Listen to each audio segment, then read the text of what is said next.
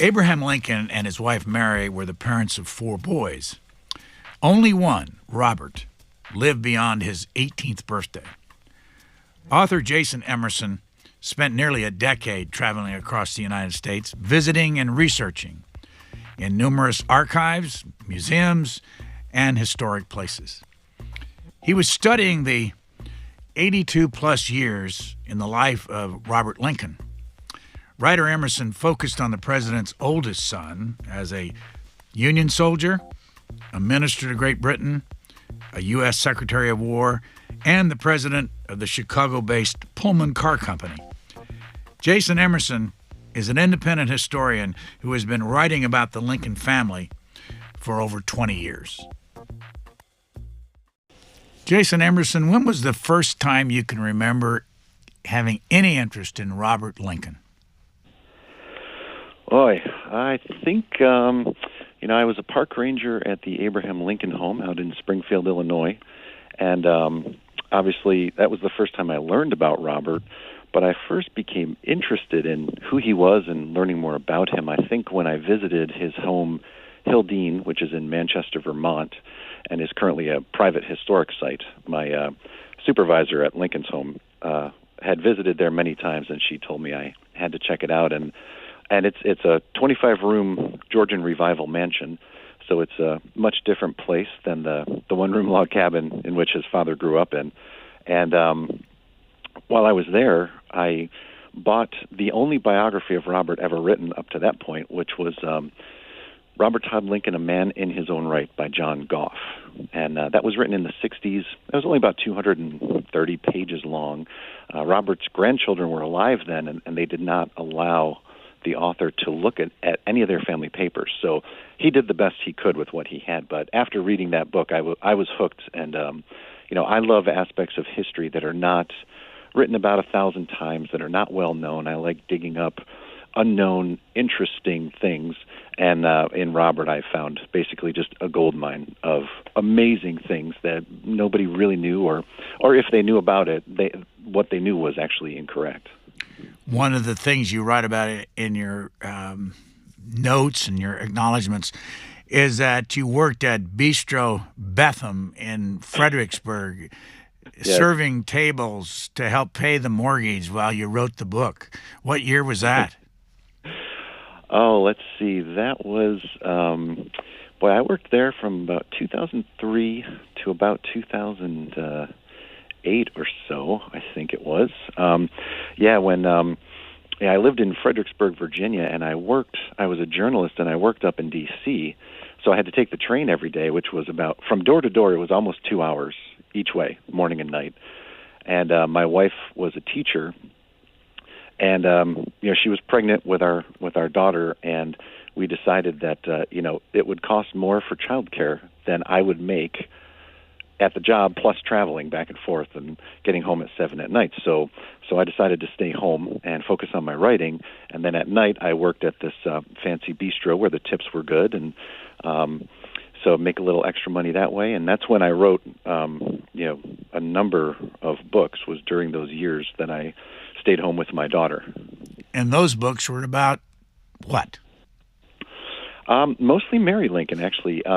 My Robert Lincoln book was the first book contract I ever got, but it was actually my third book published, because it was while I was researching Robert, particularly when I was at his house at Hildene, no other historian had ever looked through the house when I was there. That was one of the great experiences of my life as a historian. But while I was there, I found letters referring to letters that Mary Lincoln, Robert's mother, had written while she was in the sanitarium, or insane asylum, as some people call it, in 1875. And those letters were very famous in Lincoln circles because everybody knew that they existed, but no one had ever found them. And people had been trying to find them for 80 years or so. And I found letters about those letters, which led me on a 5-month path, and then I ended up finding the letters. So I wrote my first book to be published was called The Madness of Mary Lincoln, and that is a kind of an examination of Mary's mental health from childhood to death, and it is based on those letters that I found. You So know, I took a break from Robert for that. you know that it's hard to break into the fraternity of Lincoln specialists, and you Yes. call yourself an independent historian. So, how big a risk was it when you started out looking at either Mary Lincoln or Robert Lincoln or Abraham Lincoln, knowing what you were faced with the crowd that writes about him? It was difficult. It was definitely difficult. I published a few articles. I knew a few people by being a park ranger, but yeah, I mean, when the word came out that I found these letters, and it was published in the Springfield newspaper, and the Associated Press picked it up. It was originally released in an article I wrote for American Heritage magazine, and all the Lincoln scholars, they were just, they didn't believe it. They're like, who's this kid who thinks he found these letters? I mean, because at the time I was in my late 20s. And then, they didn't believe it. But then when it was proven that what I found was authentic, then they were all mad. They're like, well, who is this kid who thinks he can come in and find these letters that none of us could find? And so it's interesting. The world of Lincoln is cutthroat. There's a lot of nice people, and there's a lot of people who are out for themselves in their own work. I mean, I do a lot of research.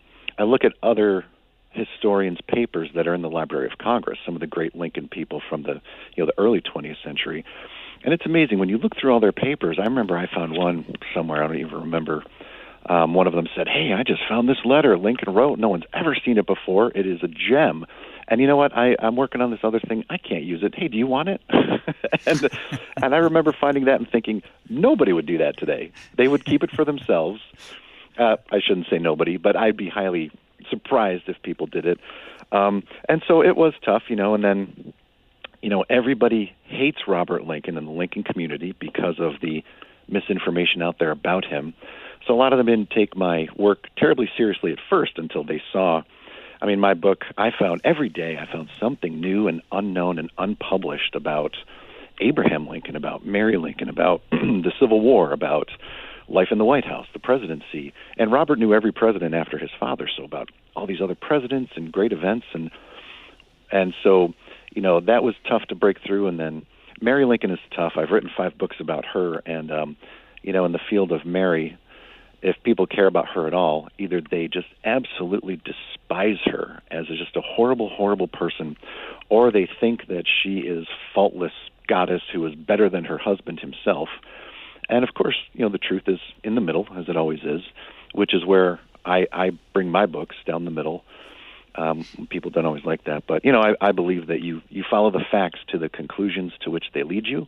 And a lot of people, particularly in the Mary Lincoln world, they have conclusions, and then they find and mold the facts to the conclusions that they want to see out there.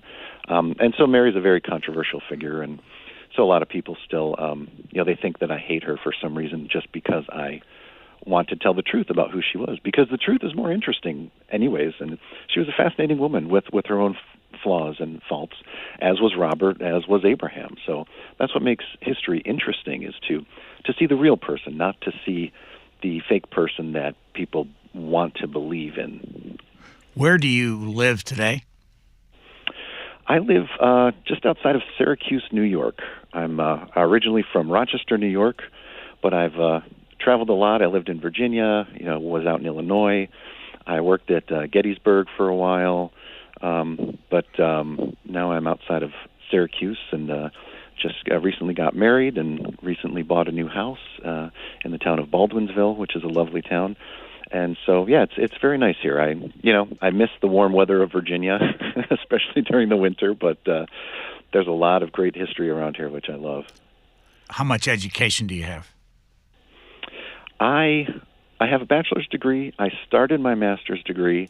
I think I took 3 courses in English, which my degree is in writing and composition. And then I switched over to history in graduate school. And then I took 3 courses in history.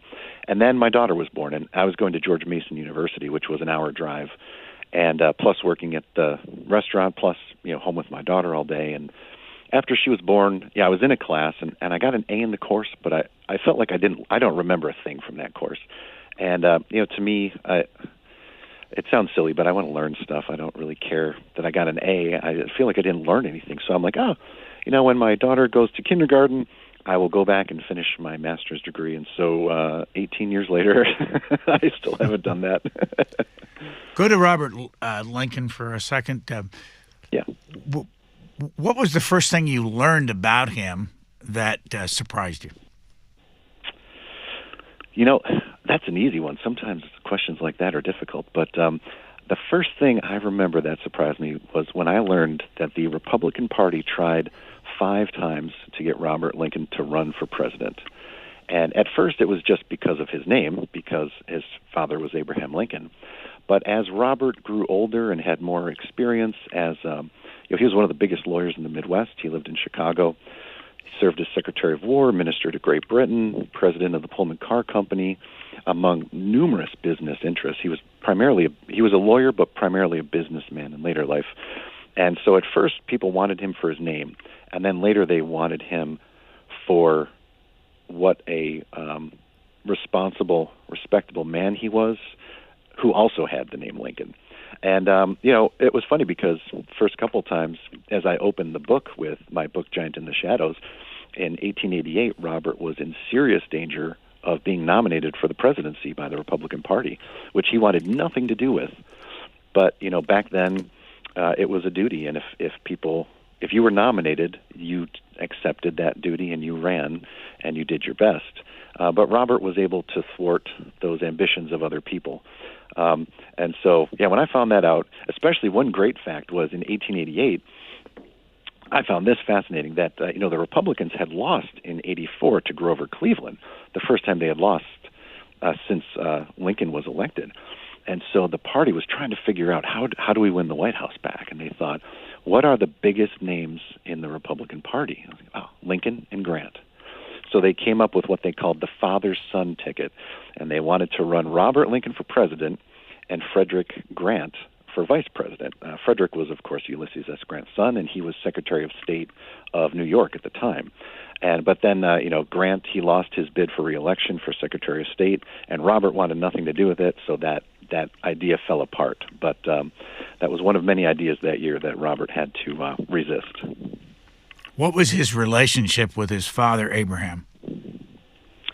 This is one of the things I think is most interesting that I discovered.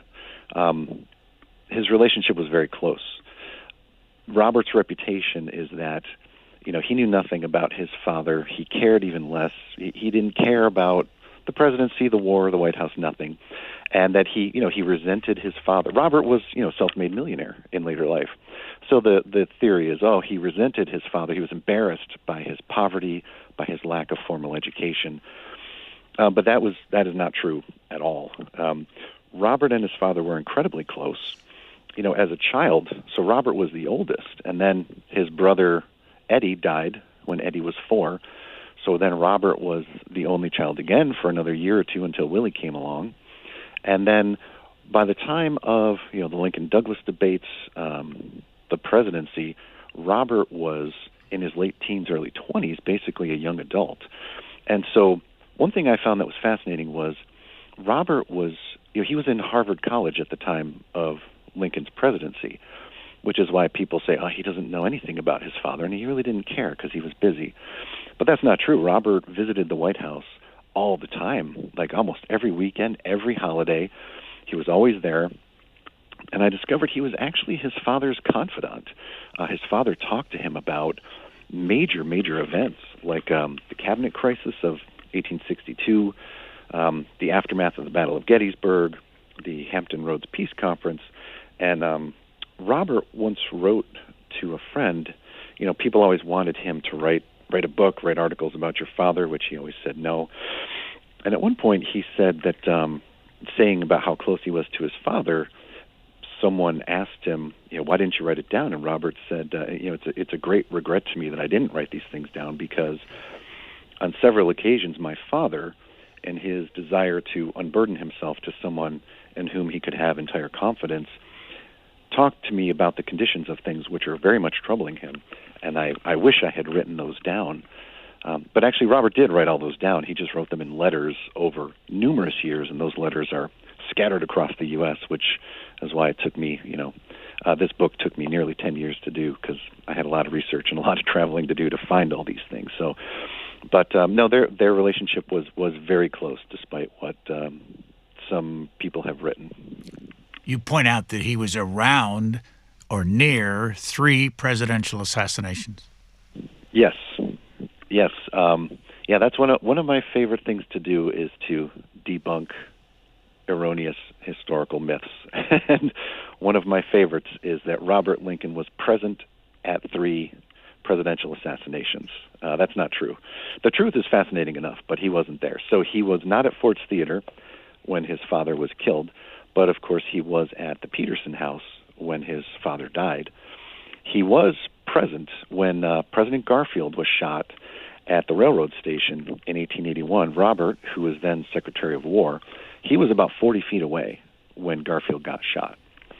And then he and Secretary of State James G. Blaine, they ran the government for months after Garfield got shot, more or less. People don't really know that. But now when McKinley got shot at the Pan Am Exposition in Buffalo, this is the biggest one. There's scads of books and articles that say Robert was there. Either he was on the stage with McKinley or he was somewhere in the crowd.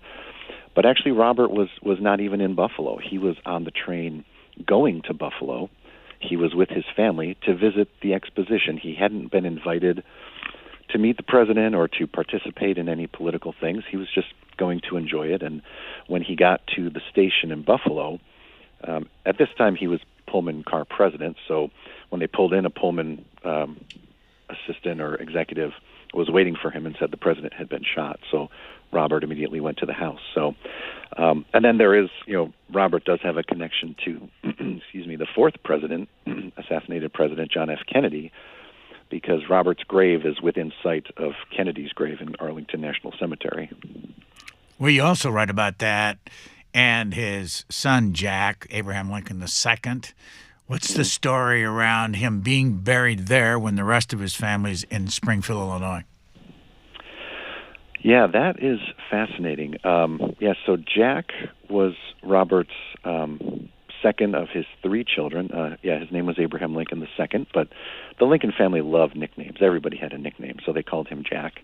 And, he was apparently just kind of the second coming of Abraham Lincoln. He was brilliant, but he was sympathetic, empathetic, hard worker, honest to a fault. And Robert, of course, had great hopes for Jack. And Jack, when Robert was minister to Great Britain in the late 1880s, early 1890s, Jack had a carbuncle, or what's called a growth, under his arm. And the doctors basically killed him. To heal him, they kept cutting it open to bleed it. And what started as, the size of a quarter ended up being like 5 inches long wound, and he basically got blood poisoning and died. So Jack was buried in the Lincoln tomb, actually, in Springfield for a number of years. And when Robert died, he fully expected that he would be buried in the Lincoln tomb with his father, mother, and 3 brothers, and his son. And his wife, also, Mary Harlan Lincoln, was expected to be there as well. And so when Robert died in 1926, that's what everyone expected. And he was temporarily buried in the cemetery right adjacent to his property in Vermont, because it was, they were just waiting for things to, the funeral and everything. And Robert's wife, I found a letter she wrote in which she was a very, very religious woman. And she said that, she had been praying on this, and she decided that her beloved husband would not be buried in Springfield because he was his own great man, and he deserved his own place in the sun, not in the shadow of his father. And so his wife decided to have him buried in Arlington, which she was allowed to do because Robert had served in the Civil War, and he was Secretary of War. And so she did that, and as you can imagine, the entire country was shocked, and the people of Illinois were outraged. And then to make that worse, a few years after Robert was buried there, Mary had her son, Jack, exhumed from the Lincoln tomb and then moved to Arlington as well. And she did that because the Lincoln tomb needed repairs. And so it was the perfect time since construction was already ongoing.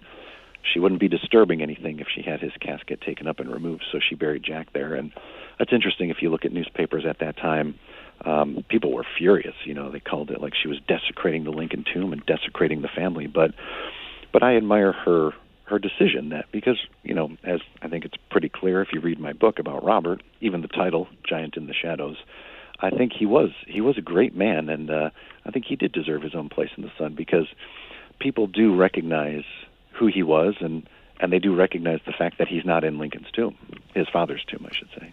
If we would have followed you around when you started your chase after Abraham Lincoln and the stories, where would that have started, and how many places did you go? Wow. Oh, boy, I went all over the place. Obviously, the biggest repository of Lincoln research is in Springfield, Illinois. And then the second largest is in the Library of Congress. With everything in the Library of Congress, the majority of my research was in those two places. But there are archives all over the country that have letters to or from Robert Lincoln, or to or from people he corresponded with. So, as I mentioned earlier, he knew every president after his father, and so he has letters in, I think, probably every collection of presidential papers between Andrew Johnson and at least Harding or Coolidge. And so, there's a lot of papers in Chicago where Robert lived. Where did I go? I went to Illinois, Ohio, Indiana, Virginia, New York, Vermont, Iowa, because the Harlan Lincoln House is out there where the Harlan family lived. There's some things out there. How did people treat you in the libraries and research centers when you walked through the door? Did you have any credentials, and did they know who you were? And if they didn't, how did they treat you? Oh, everybody was very nice, very respectful. Nobody knew who I was. Well, eventually they did, because I spent so many years doing this. But no, everybody was wonderful, and actually everybody in every place I went, probably nearly everyone, was fascinated by what I was doing, because it wasn't the typical Abraham Lincoln book. I mean, Lincoln is, I believe, the third most written about person in world history. And, there's tens of thousands of books about him, and obviously there's a lot of repetition. So when I would tell people I'm working on Robert or Mary, or, one of my books is called Lincoln the Inventor. Abraham Lincoln is the only president to hold a patent, and my book is the only book ever written about it. So, telling people that, or what I was working on, they were fascinated, because these were papers and archives and collections that they'd never really went to before, because no one else had written about these things, really. Mary Lincoln and her relationship with Robert Lincoln. Mm-hmm. That's another great question. Also, very close relationship. I wrote an article once in which I argue that their relationship was arguably closer than Mary's relationship to her husband was, because Robert was always there for Mary. He was the oldest child. When Eddie died, Abraham Lincoln, he went back out on the judicial circuit a few weeks after Eddie died, but Robert was home, and he was Mary's confidant and best friend, and all the time. And they loved a lot of the same things. They loved nice clothing. They loved nice culture. They loved music. They actually took piano lessons together. They loved French. Mary taught Robert French because she was fluent in it. They loved literature, the same kind of books. And during the war, when Robert was in college, when he would come home to visit, he and his mother would constantly travel, go shopping. They were always together, and their relationship was as tight as that relationship could be until after the assassination, Mary started having worse and worse mental illness symptoms. And at that point, Robert was considered the head of the house under the Victorian social mores of the time. And so it was his job to protect her from herself and other people, which led him to have her committed in 1875. And part of Mary's issue was paranoia and feelings of victimhood and that everyone is after her. So she thought that Robert was after her money, which he wasn't. And so after that incident, they did not speak for 5 years because she blamed him for everything that happened.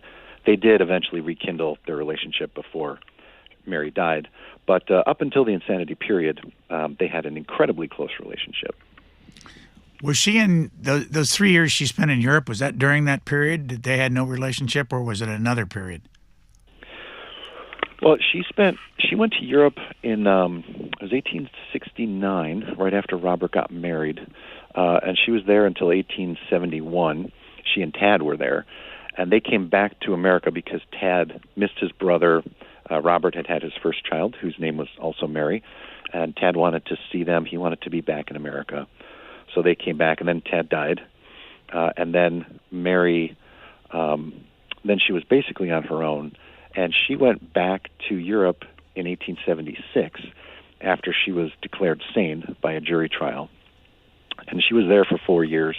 And, she was, she loved to travel, so she would travel. She spent a lot of time in Germany and France and in Italy and a little bit of time in England.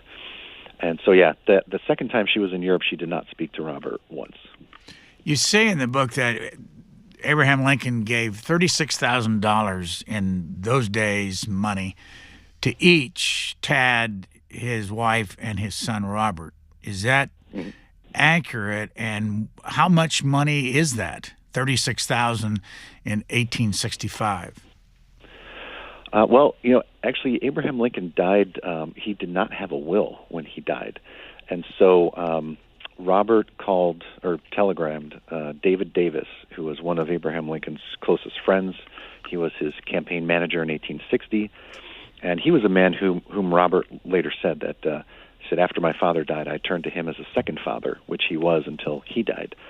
And so David Davis became the administrator of the estate, and it took him a couple of years to straighten it out. And so under the law, Mary, Robert, and Tad all got equal shares. And so that is correct. And so, $36,000 each. I mean, the estate was worth, a little over $100,000 by the time it was finished up and probated. I don't recall how much that would be each, but I would say at least, maybe half a million in today's money. I mean, I don't recall if you multiply it by, I think you multiply it by 100 or something, but it's a lot of money. And, a lot of people forget that, Mary, one reason people disliked Mary so much was because she went around begging the country for money, saying, I'm a widow, I don't have any money. But when the word came out that Lincoln's estate was worth $100,000 in that money back then, everyone was furious at her for begging for money when she was already rich. And so likewise, Robert, he was a lawyer, and he was not wealthy for many years, but eventually he earned his wealth. But he did start with a comfortable nest egg there as a young man. You brought up somebody that I gather if we asked the question to people on the streets, they'd never heard of him, but he had a major role in American history, David Davis. Yes. First of all, about David Davis, you mentioned that he was his campaign manager in 1860, ended up on the Supreme Court, ended up as a United States Senator, ended up playing a major role in the Garfield election. Not the Rutherford B. Hayes election, but what role did he play in the papers of Abraham Lincoln and his advice to son Robert? Mm-hmm. Well, yes, Robert, after the assassination, Robert was, again, the head of the household, and so it was his job to take care of his father's affairs. And so he immediately contacted the secretaries, John Nicolay and John Hay, who were also Robert's friends, and he asked them to box up everything in his father's office, and they shipped everything to Bloomington, Illinois, where David Davis lived, and they put it all in Davis's bank vault, and that's where it stayed, and for almost 10 years. And Robert, he was not sure what to do. Should he give, because immediately historians, writers, journalists, everybody wanted access to those papers, and Robert wasn't sure. Should he give access, or should he not? And so he asked David Davis for his opinion, and Davis said, well, first you got to go through it and see what's in there. And, back then in Victorian days, people were very circumspect about allowing people to look through private papers because, if there were letters with negative things written about someone, back then you didn't want those letters out because you didn't want to offend people. And so Robert always told everyone, he said, listen, I'm not going to do anything with the papers until I look through them. And so that was his answer to every historian. And ultimately, Robert decided that he didn't really want to let anybody look at them because if he let one person, he had to let everyone, and he didn't want to do that. And Davis agreed with him. And so Robert decided to let Nicolay and Hay write. They wanted to do a biography of Abraham Lincoln, which they did in 10 volumes. And Robert gave them exclusive access to his father's papers, which, again, David Davis agreed with and thought that was a good idea. Where did those papers end up eventually, and why? Well, it's interesting. So once Nicolay and Hay started going through the papers, actually, Robert never was able to go through them. And so in 1874, he had all of the papers transferred to Nicolay, who at that time, he was working at the Supreme Court. I believe he was the secretary of the Supreme Court. And so he had all of the papers put in the vaults of the Supreme Court building. And Robert told him and John Hay, he said, okay, use the papers, and if you see anything that you think I should know about, let me know. And so Nicolay had those papers until he died in 1901. And after he died, John Hay, who at that time was Secretary of State under President McKinley, he took possession of the papers and he put them in the State Department vaults. And they were there until he died in 1905. Finally, Robert Lincoln knew he had to get the papers. So I found a great newspaper article about how, there was, I don't remember, 4 or 5 wagons sitting out front of the State Department. And nobody would know anything was happening if you didn't know that the personal papers of Abraham Lincoln were about to be loaded on there and taken to Robert Lincoln's home in Chicago. And so then Robert kept them in his possession for many years, and he would take them between his home in Chicago and his summer home in Vermont. He had a special Pullman car built solely for the purpose of carrying all the trunks of his father's papers, and he didn't let them out of his sight. He didn't let anybody take them after that. And then finally in 1919, he deposited them in the Library of Congress, and in 1923 is when he officially donated them to the people of the United States, with the caveat that nobody could look at them until 1947. When you did your research, were you able to actually see the papers up close, or did you have to use some kind of digital form? I saw some of them up close. Mostly, at the Library of Congress, they, of course, this was many years ago. Now it's all digital, but back then it was all in microfilm. And so, if you're a serious scholar working on a serious project, they will let you look at things in person. And so I did look at some things, but, most of the time I don't mind microfilm. Sometimes it's kind of fun, and you're just rolling, and then you find something and you have that eureka moment. So, but it is obviously much more interesting when you can hold something in your hand that, Abraham Lincoln once held or wrote on or what have you. In your book on Robert Lincoln, you talk about your first draft being 1,200 manuscript pages. Yes. You talk about, and I went through it, you have 126 pages of notes in the back of the book, and you have 31 pages of a bibliography rundown.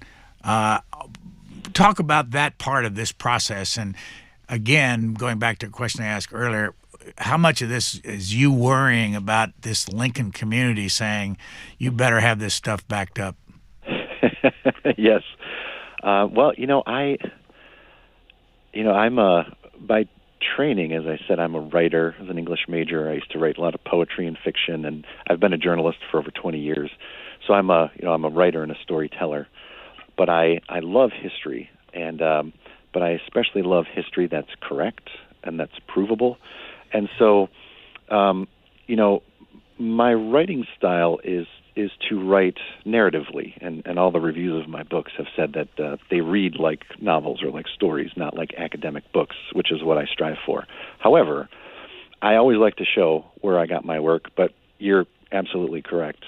In the Lincoln world, particularly, with Mary, and with Robert, but especially when dealing with his father, I footnoted everything because I wanted everyone. I don't want anyone to be able to point to my book and say, well, there's no footnote for that. He's just making that up. And so there is sources and citations for every single statement I make in all of my books. And yeah, that is definitely part of the Lincoln field is, as I said, cutthroat, and everybody, everyone has opinions and everyone has their theories. And so, if you prove someone else's theory to be wrong, or at least throw doubt on it, you definitely have to have the sources to back it up. But I've just always loved. I don't know why. I enjoy academic writing. I love the research. The historian Barbara Tuchman once said, "Research is endlessly seductive, and writing is hard work." And that's true. And after spending 5 years doing research, I kind of wanted to show everyone that this is what I got. This is where I got it. And yes, I know what I'm talking about.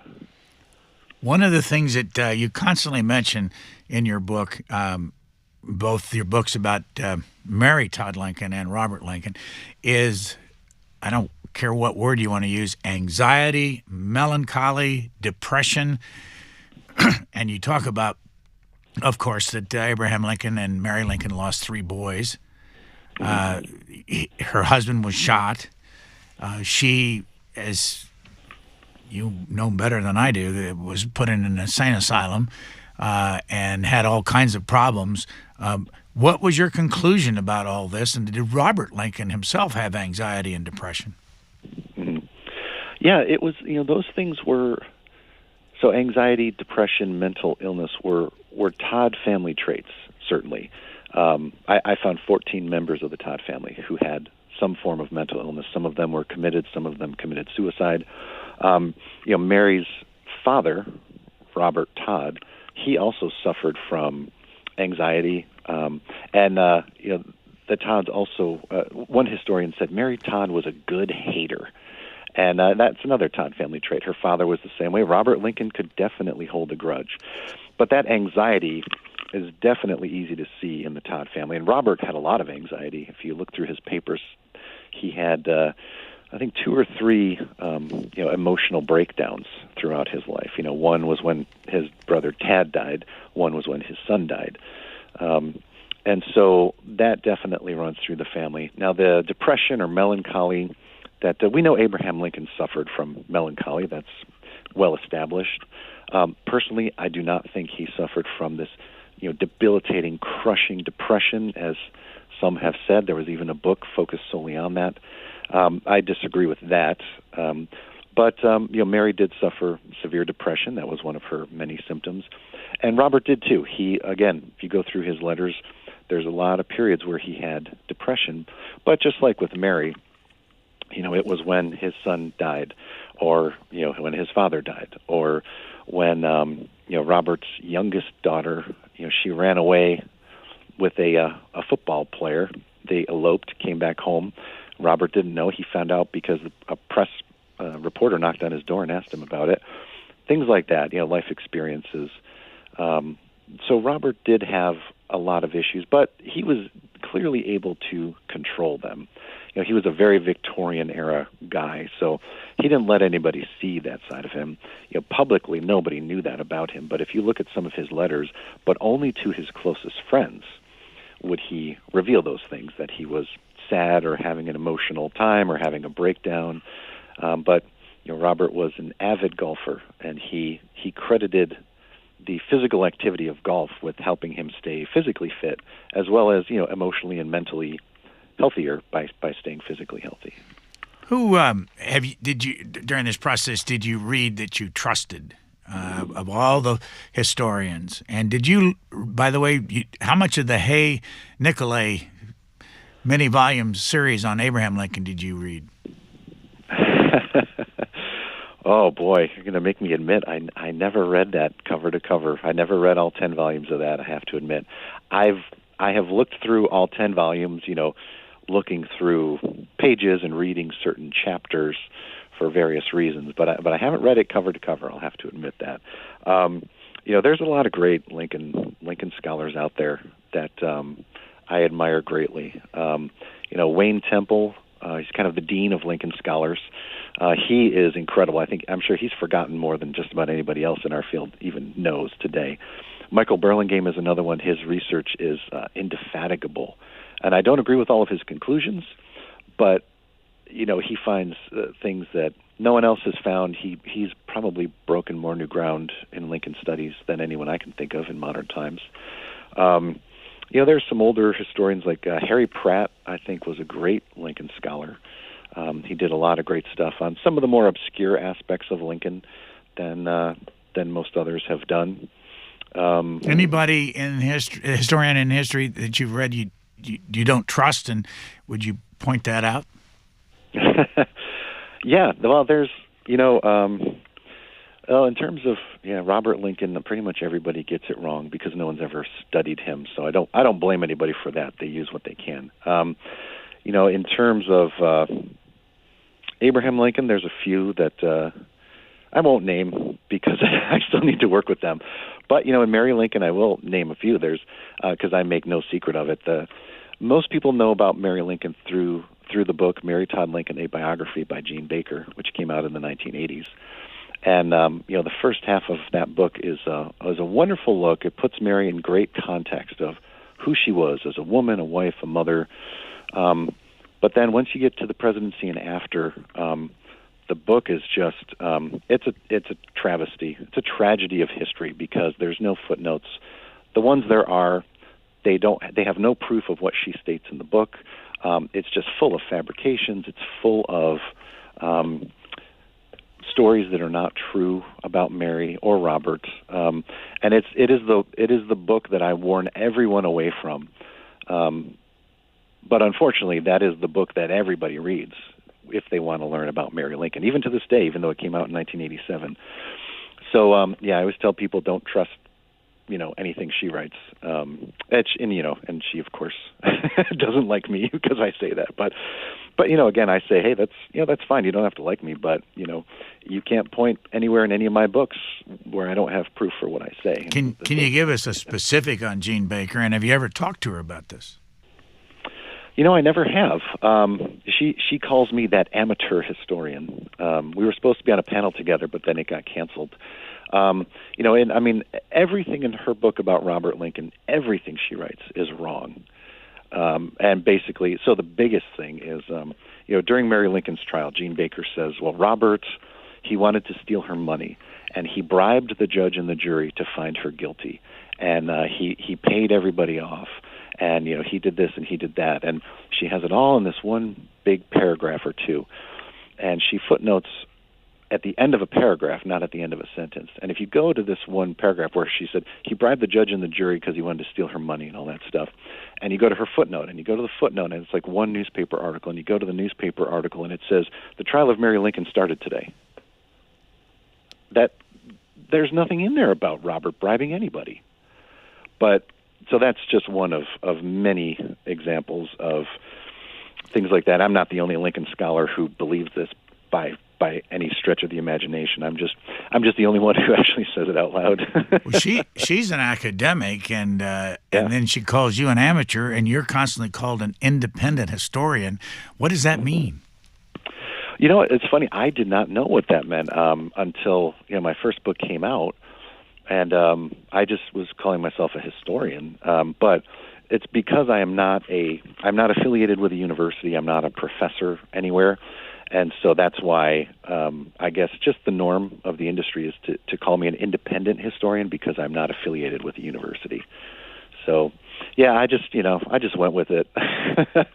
I call myself. I just call myself a historian and a freelance writer and a journalist. I just kind of do a little bit of everything, But yeah, that's just what I was told I had to say about myself, independent historian.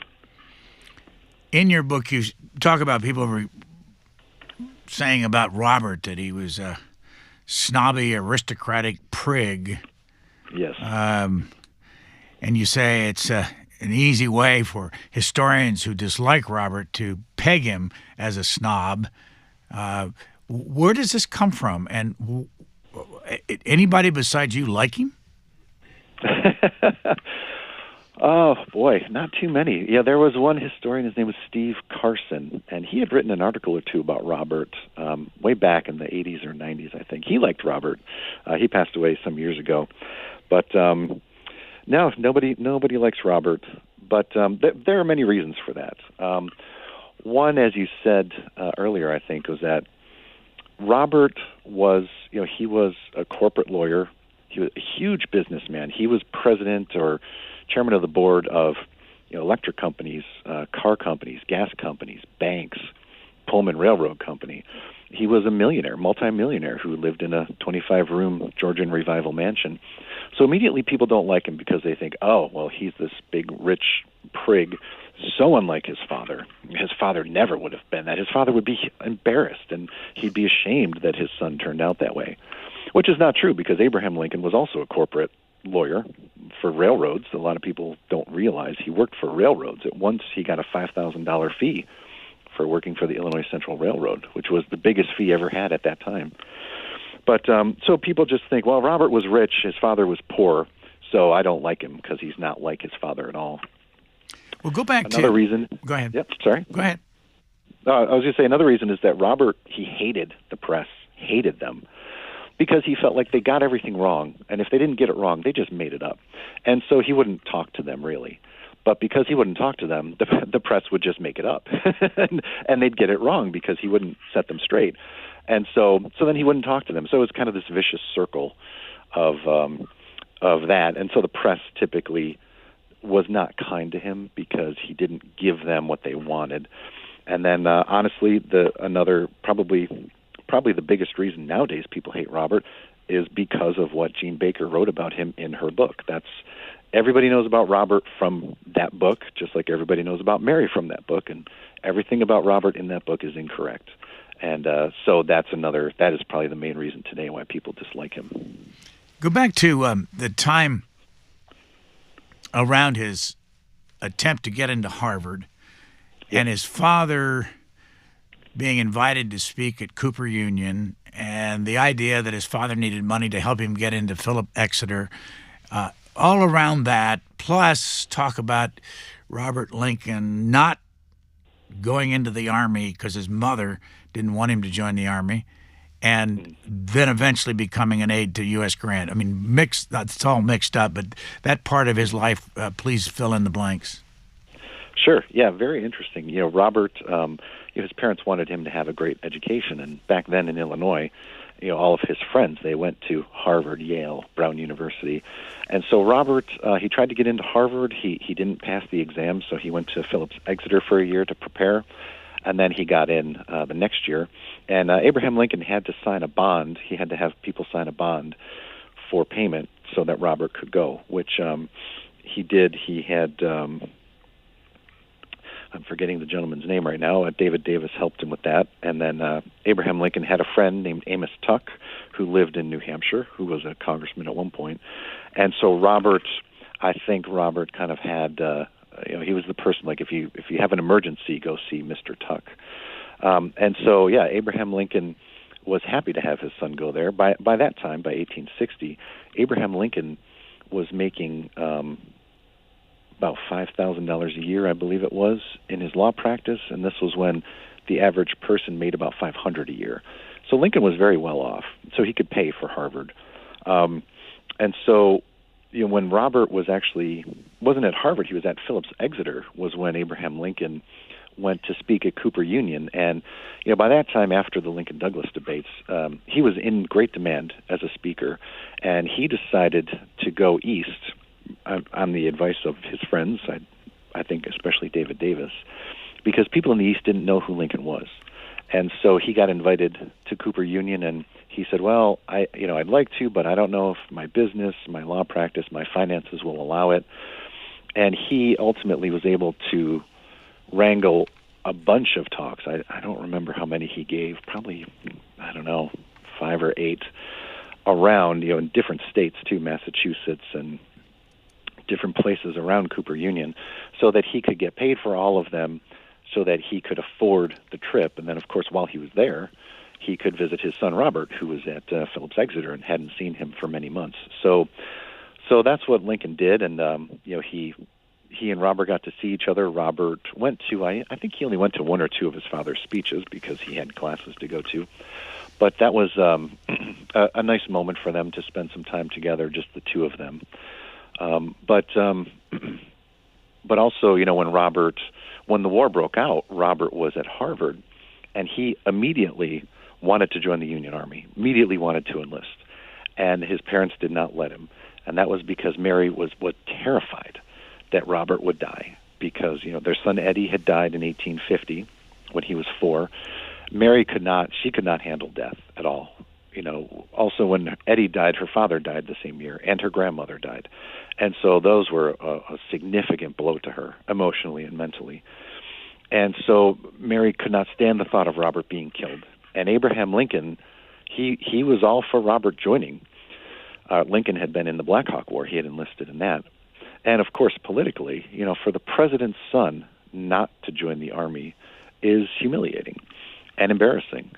But Lincoln, he acquiesced to his wife because he knew how upset she was. And Robert was furious. But basically every year he would approach his father and say, "Can I join the Army?" So he'd say no. Now, Mary, when people would criticize her or her husband or her son, she would always say, "Well, I have no problem with Robert joining the Army, but I maintain that an educated man can serve his country better than an ignoramus. And so as soon as he graduates from college, he will be joining the Army." But, of course, people didn't care. Newspapers just criticized Abraham Lincoln. They criticized Robert, called him a coward. A senator came up to Mary and said, "I have 3 sons, and they're all in the Army, and I'm happy to make the sacrifice."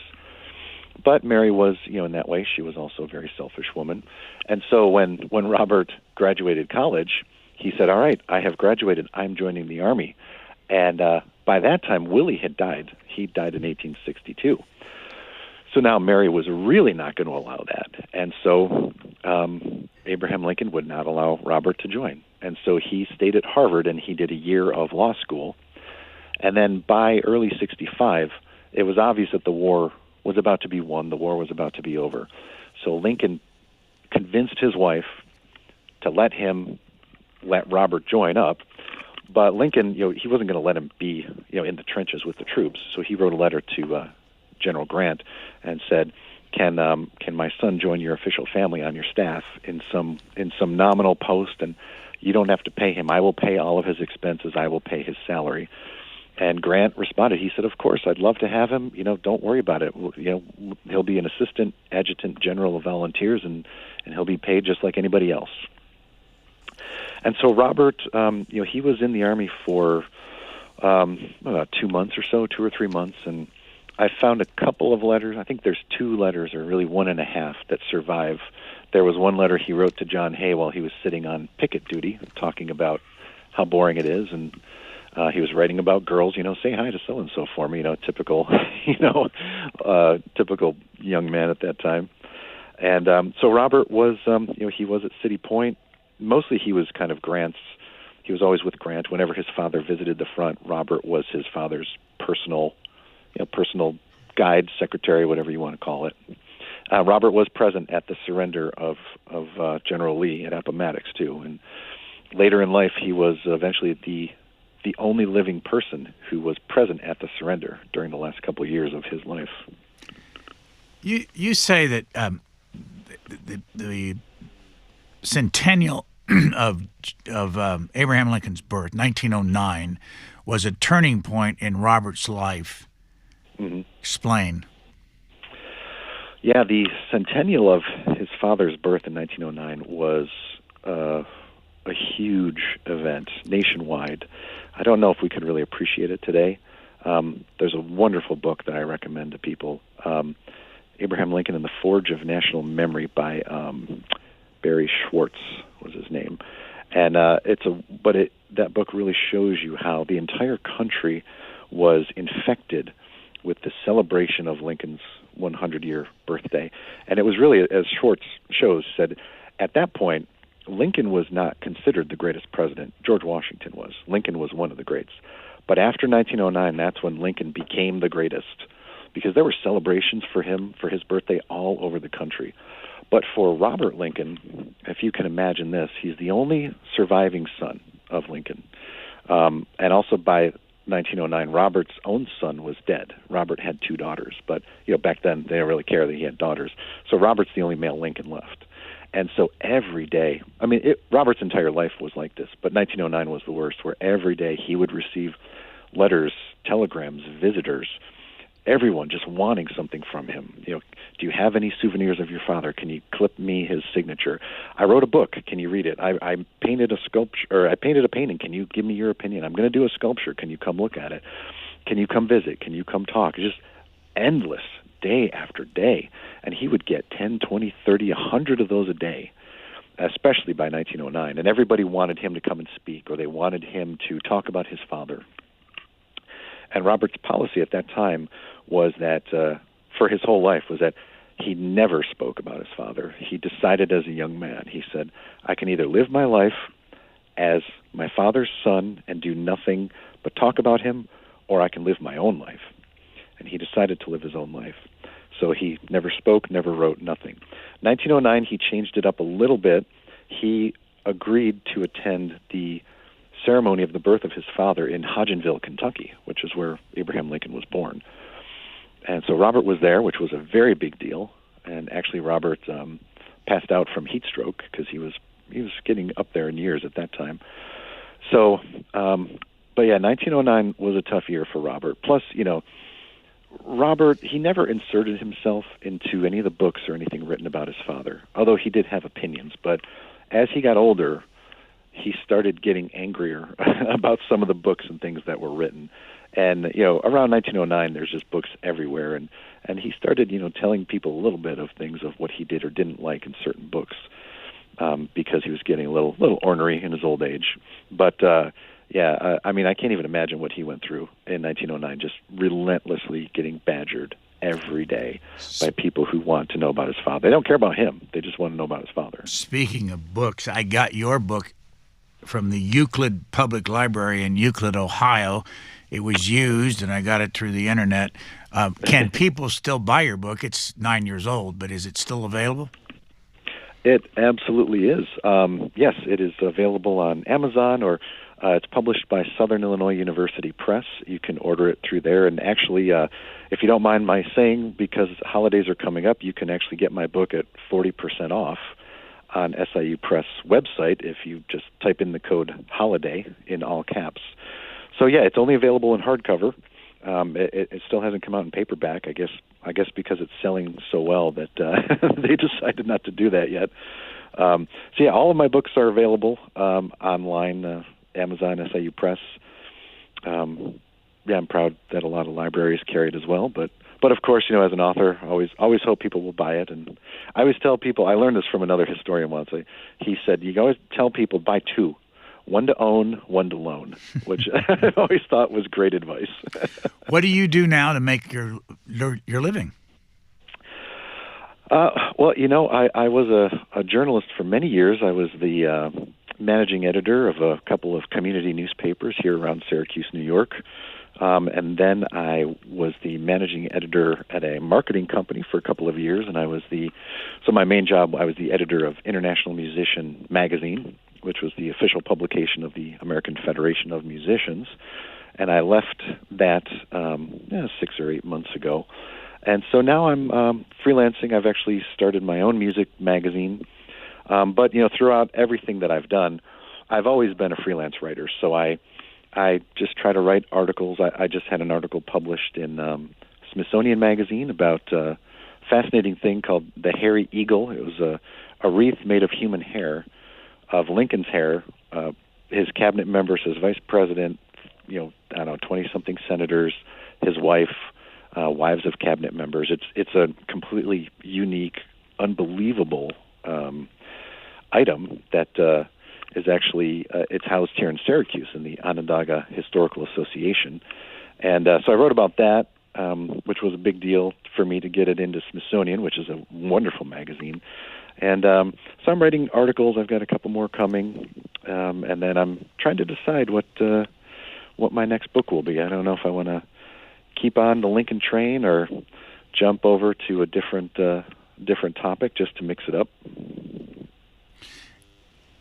You tell a story, and we'll close this down, but you tell a story about a statue that Robert Lincoln played a role in preventing it from being used. What's that story? Yeah, that was the Taft statue. They wanted to put it in Cincinnati, and it was the brother of President Taft who had made the statue, or who had commissioned the statue, not made it. And supposed to honor Abraham Lincoln. And what he had done was he went, the artist, William, I think his name was William Saunders, I think. Sorry, it's been a while since I did that research. The artist, anyway, I remember he went to rural Kentucky to find a man who approximated Abraham Lincoln's build, who had lived his entire life working in the fields and the prairies. And so he found this man, and he used this man as a model for the statue. And the statue is just a horrible abomination. If you look at it, it's got huge feet, huge hands, this huge Adam's apple, this really, sloughing posture. He's got his hands are folded across his stomach, and it looks like he has a stomach ache. It's horrible. And the part of it, the point of it is to make Abraham Lincoln look, common, every man, almost feral, just of the earth, of a backwoods earthiness. But it fails on multiple levels. But when Robert Lincoln heard about that and saw that statue, he was incensed. And that was actually the only time he actually did public battle to prevent that statue from being placed, because he thought it was such an aberration. And so he of course he had millions of friends, so he had a lot of friends to help him. He wrote articles in art magazines, he gave interviews in newspapers, and he wrote all of his friends who were politicians to get them on his side to prevent this from occurring. And in the end, he was successful. They did not use that. Instead, they used I think it was a replica of the Lincoln Memorial in D.C. that was done by Daniel Chester French, which Robert thought was one of the greatest statues ever made of his father. And so, yeah, he thwarted that statue, and in the end, the artist got it put in Manchester, England, for some reason I'm not recalling. So the statue is there. I believe it's still there, if anybody wants to see it. But if you type into a web search for Taft statue or ugly Lincoln statue or something, you can see it, and it's pretty horrible. And I think Robert did the right thing. He took some flack for making his opinion known and for actively trying to stop it from getting put up. But if you're a son and someone makes a hideous statue of your father that makes him look like a fool, I think most of us would probably try to do the same thing. Robert Todd Lincoln died on July 26, 1926. Our guest has been Jason Emerson. He's written a number of books about Mary Todd Lincoln, and then the biography of Robert Todd Lincoln called Giant in the Shadows. And we thank you so much for your time, sir. Thank you so much. This has been great. Thanks for listening. Please rate, review, and subscribe to this podcast wherever you get your podcasts. We would love to hear from you. You can email us at podcasts@c-span.org.